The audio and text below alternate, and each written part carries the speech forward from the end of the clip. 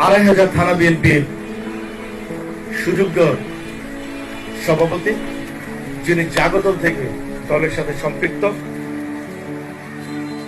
আমরা হয়তো ওই সময় এই কর্মসূচিগুলো দেখি নাই, কিন্তু তিনি তো কাজ করেছেন, তখনও দলের সাথে ছিলেন। আমি যখন ওনার সাথে হাঁটি, ওনার বয়স যে 70+, এটা আমি কখনো ফিল করি নাই। ইলেকশন করার সময় আমি দেখেছি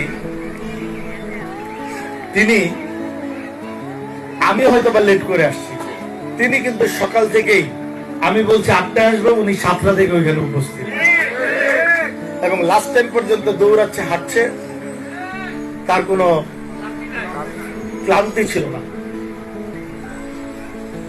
আমাদের মুরব্বী